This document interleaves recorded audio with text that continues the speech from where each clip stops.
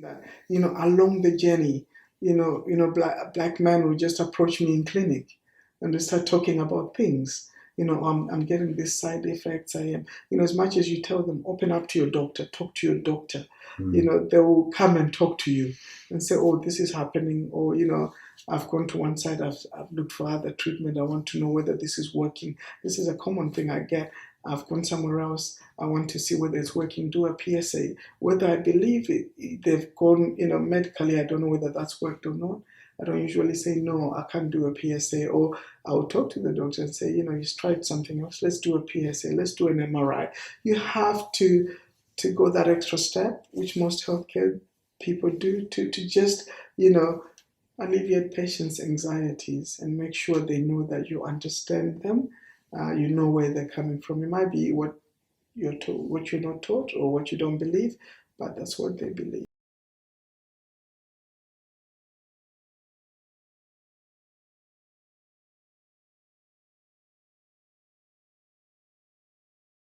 Cancer research and been CEO for the last 6 years. I'm Jonah Rusere. I'm an Advanced Nurse Practitioner. Work with SAH Diagnostics and Royal Free Hospital. So basically, the aim of today is we're trying to get a better understanding of the challenges around trust and what we could do as a medium-sized charity working in prostate cancer to try and resolve some of those issues. Okay. So it'd be really useful, kind of given your experience and your background, to kind of talk about some of the challenges that you've come across from the patients that you've obviously spoken over many years. And then have a bit of a conversation about some of the things that we could do to try and resolve it. And I'll give you some options. Okay, options will be helpful. So yeah, I did miss in the introduction that I've been specializing in prostate diagnostics since 2014, really, at Guy's Hospital. So yeah, you see these issues, with patients, with mistrust as such. It's not a subject I've really delved deep into research or anything like that, but it's good that we're talking about my experience, which helps. I've got plenty of that. So I was thinking about this in the last couple of days, and an example I can give you is we look at different things. We say maybe it's education, maybe it's the people are not really educated to interact with the system, but we need to look at it the other way, right? So most of our ethnic minority people are coming from other countries. So, to assume that they're not educated, I think would be probably the wrong way to approach it. So take for yourself, for an example, you go to Zimbabwe. I come from Zimbabwe. There is lots of black people there. And I'm sure if you were to see another Englishman there, you probably tend to go to them and interact with them and try to socialize with them. So that's what happens. So when people come from Africa, they're usually at an elderly age. They've already had their, their training, their education, their culture. So, when they come here, they're not looking to get another culture or to get education, so we tend to stick to what you know. So, for example, if I give you that, when people from Zimbabwe come here, they normally look for other Zimbabweans because you understand the culture, you understand what happens. And then when you get sick, when you look at Zimbabwe, there's medicine, but also there is, traditional healers. So this is some of our education, that where we come from, we do believe, and we do believe strongly in traditional healers. So when we come here to England, we stick to people we know, and we want to stick to method of treatments we know. So we're educated as we're growing up that, yes, you can go to the hospital, yes, you can go to the traditional healer. So when we come here, people are not willing to suddenly change their culture and things and think, okay, now I'm in England, I forget the traditional healer. Now I can go to the doctor and the doctor knows everything. And so this is some of the things we stick to what we know. Even if you move country from one country to another country, you tend to stick to the people you know, the food you know, the culture you know, because on a certain level they understand you. You don't need to explain it, or to them it's not unnatural or weird. This is what happens. So this is some of the factors that we just need to consider, that it's not that people are educated, it's where they're coming from. What's their understanding when it comes to interacting with healthcare and things like that? So looking at things like that. For my example, why I'm talking about this is, as a black nurse, I tend to see that patient naturally gravitate towards me because they feel, for whatever reason, they feel that I understand them. They feel I'm coming from where they're coming, to the extent that even some of them will come and say, brother, how are you? It's good to see you, to come here to hospital and see somebody who understands of my culture thing. So they naturally just gravitate towards you. And then naturally, I have to sort of like put my nursing hat to one side. If somebody says brother, I have to try and interact them on that. Oh yeah, bro, how are you? How's things? If it's an elderly person, I have to give them the respect they used to. It's uncle. Sometimes I might have to call them uncle because that's how they want to interact with me, and I understand that to them, that then it shows them, oh, he understands me, or he knows, he's respectful, he's a nice young man, he's respectful, he does that. Some people, I was with a patient this morning, we're doing biopsies, he's seeing me with Rasta, and he's got the same similar hair, and instead of shaking my hand, he's producing, you're interacting at that level. It's that, okay, I know I'm a nurse, I know I'm professional, but this is how the patient is interacting with me. I need to meet him at that level. Just general things like that. Then they give you all the trust, or then they think, okay, I'm in a safe place. Okay, it's one of ours. I think it's interesting that you put that kind of nursing. You said you put a nursing hat to one side. I mean, in some ways, I would see that as good nursing, to be able to connect with somebody. Yeah. Do you feel as though you have that level of flexibility to be able to do that? Does the trust allow you to connect with somebody in order to deliver a better standard of care? Yeah, I mean, I think as nurses, you have to have that ability to connect with your patients for them to be able to comply, or for them to be able to trust you, which is what we're talking about. If they feel you understand them, if they feel you get them, and it's worked. It works all the time. I work with another colleague, Grace, and I've seen, she does exactly the same. You have to adapt to who you're dealing with. Because if I say I'm a nurse, I'm a professional, all of a sudden I'm not a black man, I'm not, I am not from Zimbabwe, I don't know about your tradition, then, they pick up on that. And then they just also keep their barriers up.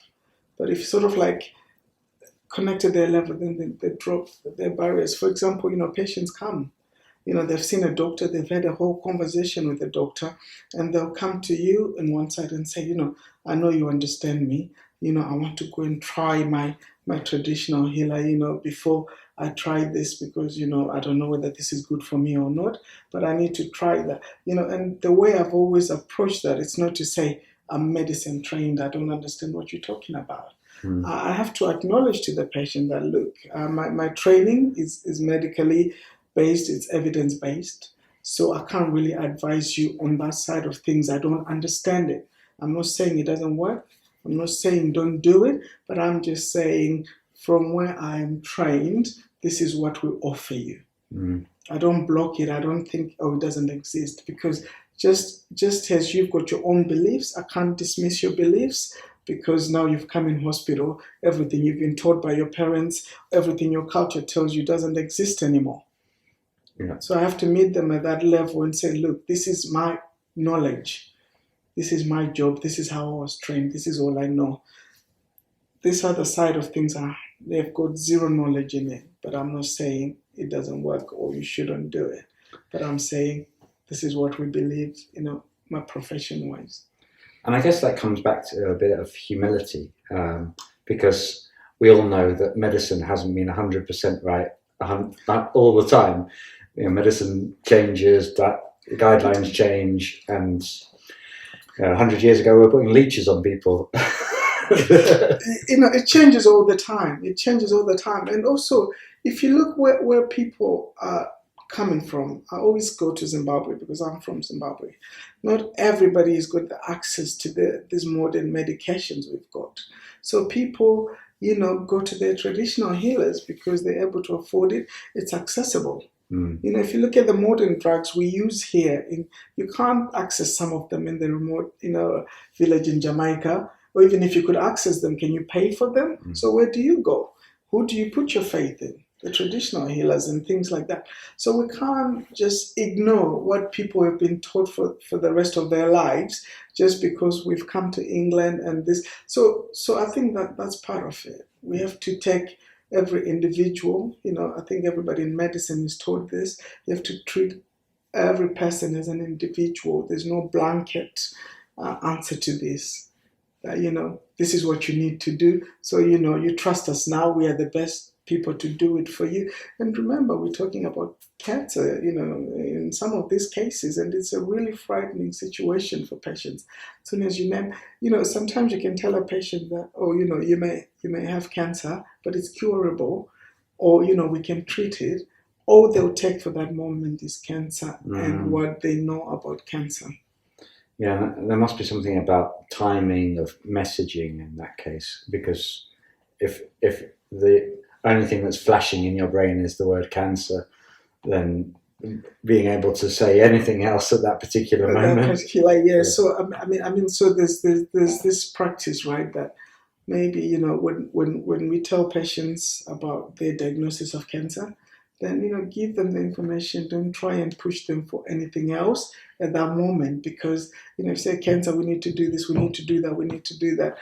Guarantee by the time we speak to them as nurses the next day, like, okay, I'm not sure what my doctor says. So we always say, bring your family, bring your wife, bring your kids, bring somebody else who will be able to listen and help you digest as well. But I think trust is a big issue. I have seen it. Not everybody, we're not saying every person doesn't trust the healthcare, but when I have seen it, it's usually based on people thinking they don't understand where I'm coming from. And I think, the traditional debate has been a lot around awareness raising. And I guess if we're coming at it from a point of view of making sure the patient gets to a good quality outcome, like, does it mean that they have extended life or extended quality of life?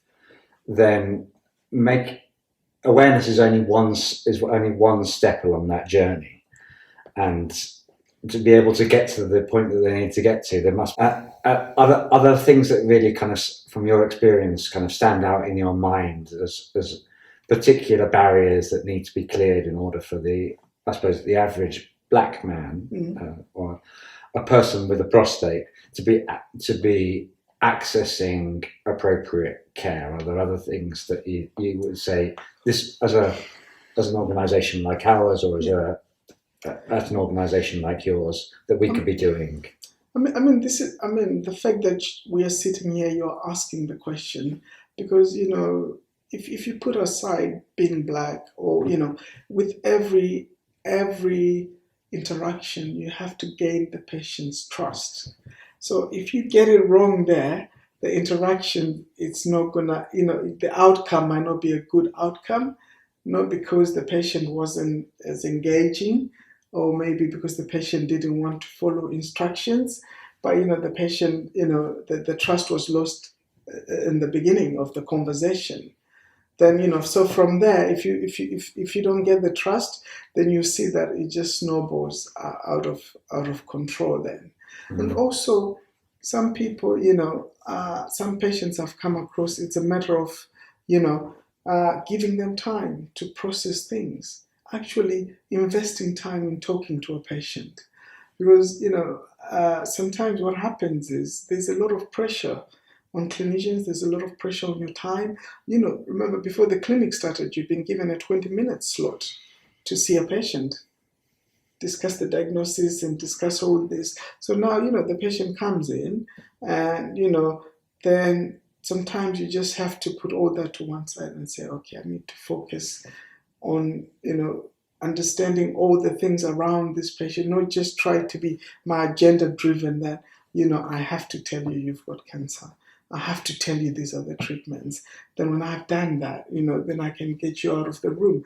But in this day and age now, there's actually a lot of support from the nurses. So what clinicians try to do is they always bring a nurse in the room. Not always possible, but when possible, there's always a nurse who can try and support them after that. But even that, you find out that shortage of time causes a problem. Because ideally you want when the patient walk out all their anxieties answered, and but modern day and age things have changed. You've got CNS, you always get a key worker who you can always call on, where you can always discuss things. But then if that key worker maybe is not black, maybe doesn't understand me. Maybe I'm trying to take it from a medical point of view to discuss something else, but this person does not get me because they don't know where I'm coming from. So this is where I've seen that along the journey, black men will just approach me in clinic and they start talking about things. I'm getting these side effects. I am, as much as you tell them, open up to your doctor, talk to your doctor. They will come and talk to you and say, oh, this is happening, or I've gone to one side, I've looked for other treatment, I want to know whether this is working. This is a common thing I get. I've gone somewhere else, I want to see whether it's working, do a PSA. Whether I believe it, they've gone, medically, I don't know whether that's worked or not. I don't usually say, no, I can't do a PSA, or I'll talk to the doctor and say, you've tried something else, let's do a PSA, let's do an MRI. You have to go that extra step, which most healthcare people do, to just, alleviate patients' anxieties and make sure they know that you understand them, you know where they're coming from. It might be what you're told, what you're not taught, or what you don't believe, but that's what they believe. So I think, talking about this conversation helps, and I think it's the raising awareness to people to say, just because somebody doesn't believe if I take paracetamol, my headache will go, doesn't mean they don't know what they're doing, because they might take a root, a leaf, squeeze it and take it, and their headache goes. That's what they were taught. That's what they've grown up with. So it's just understanding people where they come from, not that they're not educated because they've come from here or from there. No, they are. They've approached people who are educated, who they believe they're educated in their medicines and stuff like that. So, yeah.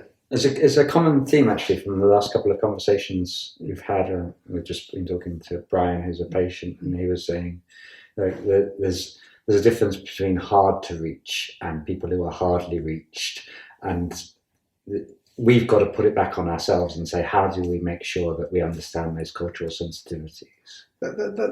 For me, like I said, you can delve into, why don't people trust these people? But I mean, if we just put it back on ourselves as healthcare assistants, because the people we're talking about, I've worked in healthcare so long, I've seen somebody clean the floor. But if you actually look at them, this has been a professor in whatever subject they were in Zimbabwe, but because their qualifications are not straight away recognized here, they would have to start their education again in order to become a professor again. They end up cleaning floors, they end up doing this job. So you can't look at somebody and say, because you're cleaning, you don't know much. If you speak to most of these people, they're accountants, they're engineers, they're very educated people. So I think sometimes we need to put it back on ourselves and say, okay, where has this come from? That, there isn't much trust, there isn't this, there isn't this. It's because, sometimes we already put people in a blanket that, or, they don't understand medicine, or, they're not very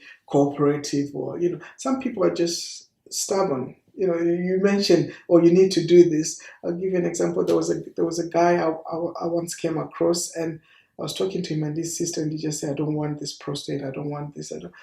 As a healthcare assistant, I could have said, okay, you don't want, I'll document he doesn't want it. But it took like an hour of sitting down with him and his sister, and it's okay, break down. Why don't you want this? Why don't you want this? And then his fears came up. And then, we spoke to him, then he understands, but we dealt with his fears first before I tried to push this treatment on him. I could have just said, he doesn't want it. It's much easier for me, right? You tell me you don't want something. a minute later he doesn't want it, then my book is closed. But actually, after delving into him and later on him finding me to say thank you, because of you I've had this done. But so it's sometimes it's that energy. It takes energy, it takes time, it takes which we're not always allowed by our schedules or by by the demand on us. So sometimes it's not always possible. But sometimes it's just slowing down and say, okay, hang on, what's going on here? Is it that he doesn't believe he's got prostate cancer? Is it because there's something else? Can we look at that something else? And you normally find you get success when you look at things from put it back upon yourselves. Okay, what am I missing here? And if that decision had been taken differently, if you hadn't spent that hour, what could the outcome have been? He wouldn't have had the surgery, and God knows, what God knows, the worst case scenario. When I paint that is the cancer could have spread and you could have died. That's the worst case scenario, right? But if you hadn't taken that hour, but you've taken an hour out, and to do that. Yeah. And there's other 10 patients waiting, right? Yeah. So maybe we need to allow our clinicians, we need to see how we can help people have this time to have these conversations. How can we have these sessions with clinicians where we can say, look, this is where people are coming from. These are the people you're dealing with. Yeah. Because if you look in my hospital, we've got what about, prostate cancer nurses. We've got about 2, 3, 4 black prostate cancer nurses. And then guys, that's quite a big number in other areas. You don't even have any black nurses in that. And it's not a matter of saying, let's flood the system with black nurses. No, I'm saying, okay, we can't always do that because the resources are not there. But can we look at how we can make people understand where these people are coming from?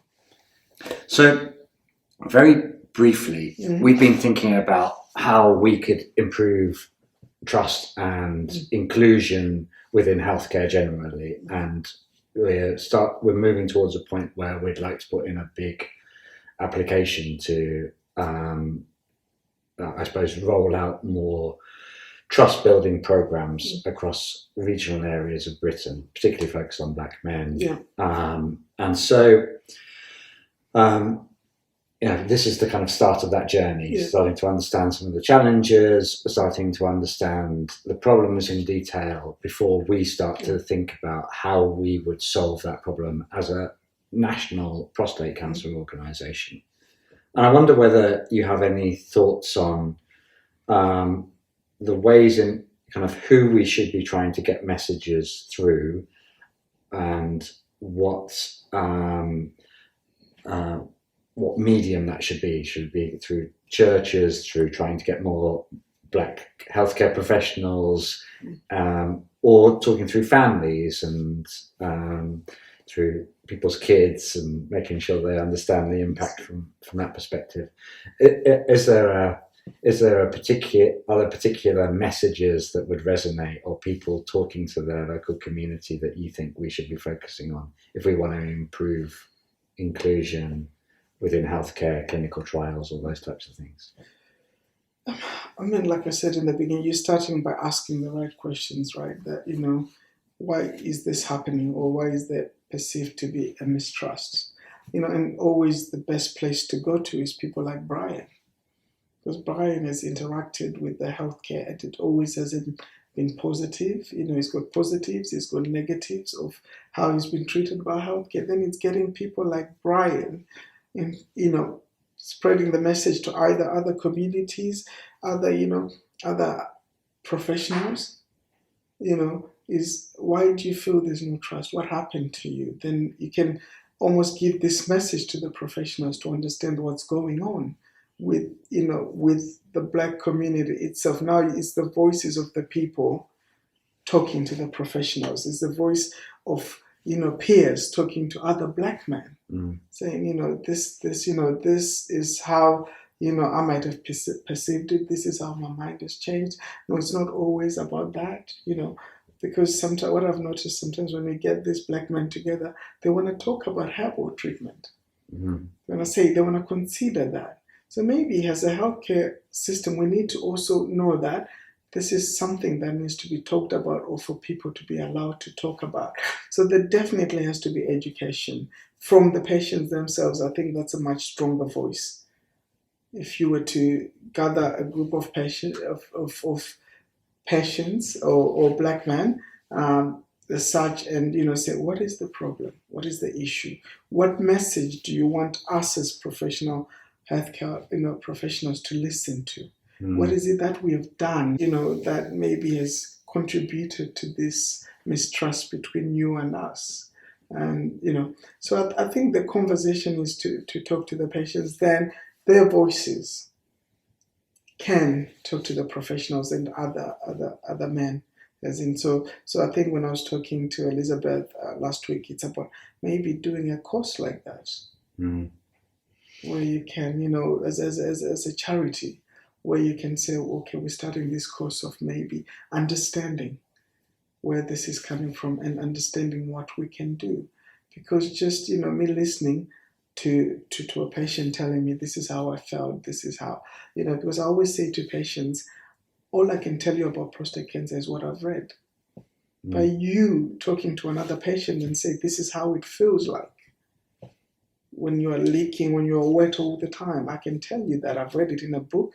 I've been taught to tell you that after prostate cancer, you will leak, but I've never leaked. So I don't know what it's like to be walking outside, finding that my trousers is wet. But if you're speaking to somebody who's been through there and they're telling you, I've been through that, but it gets better, or do this, or I advise you do this, I advise you carry 2 pads, I advise you to do that. It's a much stronger message than coming from somebody like me who's just telling you what I've read or what I think I understand about prostate cancer or what it's like to go through.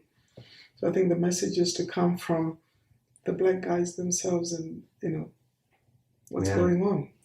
Yeah, it's a really nice idea. I like the idea of kind of 10 people sitting in a room as a group of patients and delivering messages as a community, and kind of get that two-way dialogue going. Yeah, I think we need to have that, and I think it's just the fact that you guys are looking at it and you guys are interested in that that'll make a difference to somebody's life one day. When they're looking back. Good.